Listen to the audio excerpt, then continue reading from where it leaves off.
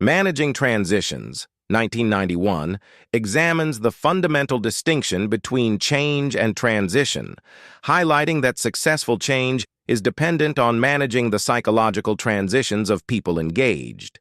It provides practical ways for assisting individuals to adapt to change, emphasizing the significance of recognizing and addressing the human side of transition in order to achieve organizational success. While this book talks about organizational change, almost all the principles it offers can also be adapted on a personal level. The authors of this book are spouses William and Susan Bridges. William Bridges was a renowned author, presenter, and consultant who specialized in organizational transformation and transition management.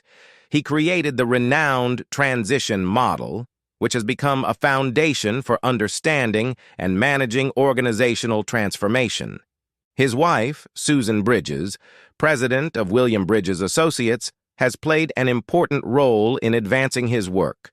Susan co-authored and updated William's concepts, and the two have made substantial contributions to the discipline. Here we summarize the key ideas of the book into 6 parts. 1. The psychology of change. To create lasting change in the workplace, it is crucial to address both situational and psychological levels.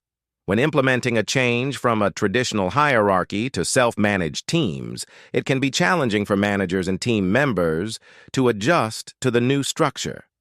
The transition between situations is more personal and requires psychological reorientation. It is essential to prepare the team for this transition, as resistance towards change is a natural psychological response to the unknown. It is crucial to guide people through the transition within a transition plan, as ingrained habits and culture can undermine even the best plans. It is essential to map out the psychological change to help the team truly transform. 2. Preparing for change. Benetton's decision to diversify its brand by buying up sporting goods companies, including Rollerblade, failed to consider the impact on individual employees.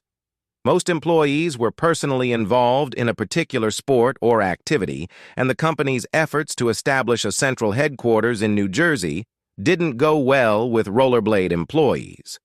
The result was a loss of $31 million within the year. To manage the transition, it's essential to analyze how the change will alter attitudes, habits, and ways of working at an individual level. Listening to concerns and doing research is crucial. Self-reflection is also recommended to understand the leader's role and how to embody the change expected from others. Involving the team in planning stages can make them more personally invested and feel heard. 3. Letting go. Transition planning is crucial for businesses to manage the end of a comfortable stability and the loss of value to employees. This may involve anxiety about jobs, mourning skills, or lifestyle changes. It is important to anticipate initial overreaction and have compassion for the loss of personal identity or family. Frame the rationale for change around resolving a pressing problem and allow people to experience the pain points themselves.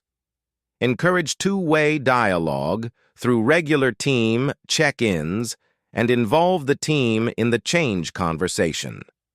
By equipping people for their losses, they can redirect their energies into the next exciting chapter. Transitioning takes patience and care, but by doing so, businesses can prepare their employees for the next exciting chapter. 4. The neutral zone.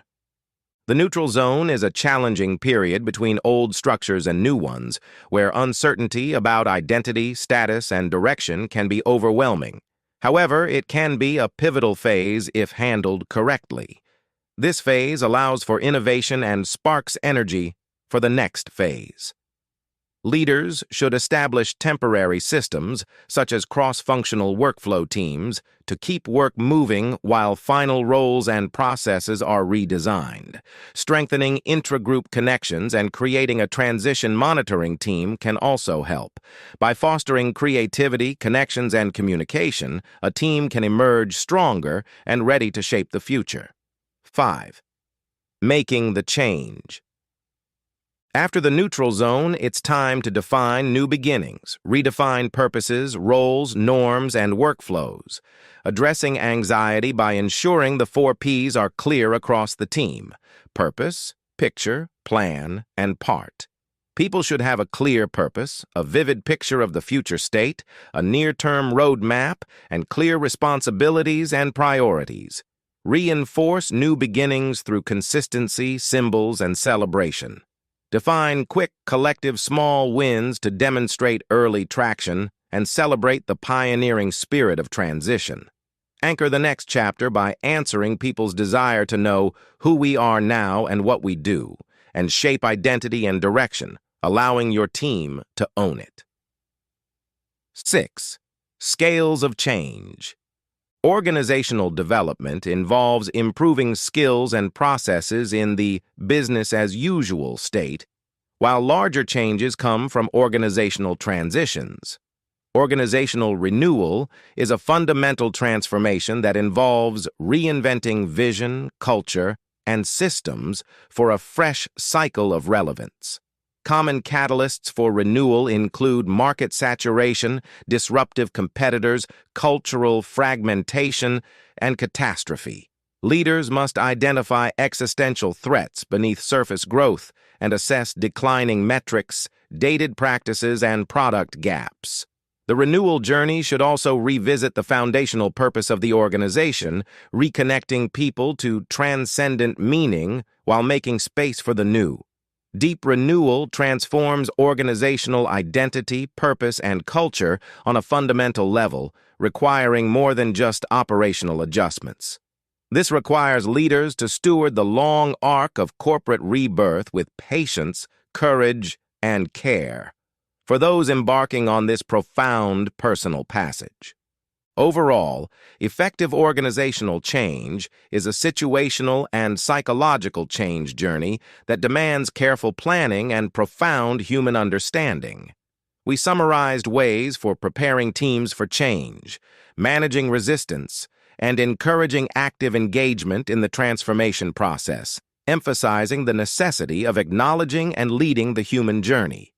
Understanding the neutral zone and consolidating fresh beginnings are critical strategies for not only adapting to, but thriving in, the change process. This guide not only provides practical strategies for managing change, but it also emphasizes the importance of empathic leadership and a holistic strategy that includes psychological preparation. As we strive for transformation rather than just change, we recognize that success resides in respecting each team member's personal journey, transforming a potentially disruptive process into an opportunity for growth and rejuvenation. While this is about organizational change, an organization is composed of members of individuals, and hence most of the principles presented in this summary can also be contextualized on the individual level, but in varying degrees. Change is inevitable for us all. What are your thoughts about making the most of change? What has worked for you? And what else might you do with change? We'd like to know your thoughts in the comments below if you'd like to add to this narrative. Thanks for watching. See you in our next videos.